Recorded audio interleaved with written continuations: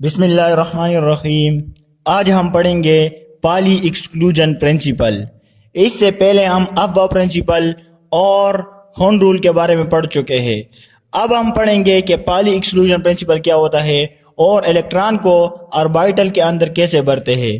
तो पाली exclusion principle हमें कहता है कि according to this principle an orbital can accommodate a maximum of two electrons and that these two electrons residing in the same orbital must have opposite spin। अब इसका मतलब क्या है? इसका मतलब ये है, अगर हमारे पास एक ऑर्बिटल है, फॉर एग्जांपल हमारे पास एक ऑर्बिटल है एस ऑर्बिटल।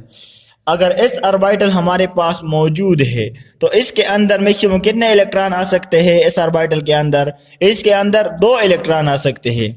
तो दोनों इलेक्ट्रॉन का स्पिन अपोजिट होगा। अगर एक इलेक्ट्रॉन क्लॉकवाइज स्पिनिंग करता है तो दूसरा इलेक्ट्रॉन एंटी क्लॉकवाइज स्पिनिंग करेगा। ये हमें पाली एक्सक्लूजन प्रिंसिपल कहता है कि एक ऑर्बिटल के अंदर हमारे पास मैक्सिमम 2 इलेक्ट्रॉन आ सकते हैं। ये हमारे पास अगर एस ऑर्बिटल है, ये हमारे पास पी है, पी सबशेल है, तो इसके अंदर हमारे पास 3 ऑर्बिटल होते हैं। एक एक्स है, एक वाई है और एक जेड है। तो यहाँ पर मैक्सिमम पी के अंदर मैक्सिमम कितने इलेक्ट्रॉन आते हैं? 6 इलेक्ट्रॉन्स हमारे पास पी के अंदर आते हैं। तो ये एक हो गया, ये दूसरा और ये तीसरा। यहाँ पर जब हम पेयरिंग करेंगे तो हम इसको अपोजिट स्पिन के साथ फिल करेंगे इस तरह। तो हमारे पास यहाँ पर आप लोग देख सकते हैं कि हर ऑर्बिटल के अंदर 2 इलेक्ट्रॉन मौजूद है। यहाँ पर 2 इलेक्ट्रॉन मौजूद है। तो N orbital can accommodate a maximum of 2 electron. यहाँ पर आप लोग ने देख लिया कि किस तरह एक ऑर्बिटल के अंदर 2 इलेक्ट्रॉन आते हैं और दोनों इलेक्ट्रॉन का जो स्पिन होता है वो अपोजिट स्पिन होता है। इसी तरह हमारे पास दोनों इलेक्ट्रॉन का स्पिन होता है। ये हमें पाली एक्सक्लूजन प्रिंसिपल कहता है कि एक ऑर्बिटल के अंदर मैक्सिमम 2 इलेक्ट्रॉन आते हैं और दोनों इलेक्ट्रॉन का स्पिन अपोजिट होगा। यहाँ पर हमने एक दूसरी डिफिनीशन भी लिखी है कि no 2 electron in an atom can have the same set of 4 quantum number. यहाँ पर हम दोबारा एक एग्जांपल लेते हैं। अगर हमारे पास ये एक ऑर्बिटल है, ये एक ऑर्बिटल है और इसके अंदर हमारे पास इलेक्ट्रॉन मौजूद है। ऑर्बिटल के अंदर मैक्सिमम कितने इलेक्ट्रॉन आते हैं? 2 इलेक्ट्रॉन आते हैं। तो एक का स्पिन अगर क्लॉकवाइज होगा तो दूसरे का स्पिन हमारे पास एंटी क्लॉकवाइज होगा। अब यहाँ पर no 2 electron can have the same set of 4 quantum number. No 2 electron in an atom can have the same set of 4 quantum number. यहाँ पर हमारे पास ये जो 2 इलेक्ट्रॉन मौजूद है तो इनका 3 क्वांटम नंबर तो सेम हो सकते हैं, लेकिन चारों क्वांटम नंबर हमारे पास सेम नहीं हो सकते। किस तरह? यहाँ पर आप लोग देख सकते हैं, हमने एग्जांपल के तौर पर ये लिया हुआ है कि अगर हमारे पास ये फर्स्ट इलेक्ट्रॉन है, यहाँ पर हम एक ऑर्बिटल को ड्रा करते हैं। यहाँ पर हमारे पास ऑर्बिटल मौजूद है, यहाँ पर 2 इलेक्ट्रॉन है।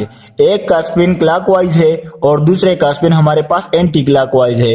तो एक इलेक्ट्रॉन के लिए हमारे पास n की वैल्यू 1 है, l की वैल्यू 0 है और m की वैल्यू भी 0 है। लेकिन s की वैल्यू आप लोग देख सकते हैं कि प्लस हाफ है, प्लस हाफ है। यहाँ पर दूसरे इलेक्ट्रॉन के लिए, पहले इलेक्ट्रॉन के लिए इसके लिए है और ये दूसरे इलेक्ट्रॉन के लिए इसके लिए। तो यहाँ पर भी n की वैल्यू हमारे पास 1 है, l की वैल्यू हमारे पास 0 है और m की वैल्यू हमारे पास 0 है।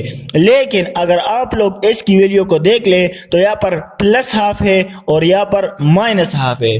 तो इससे ये बात साबित होती है कि हमारे पास 2 इलेक्ट्रॉन के लिए चारों क्वांटम नंबर हमारे पास सेम नहीं हो सकते।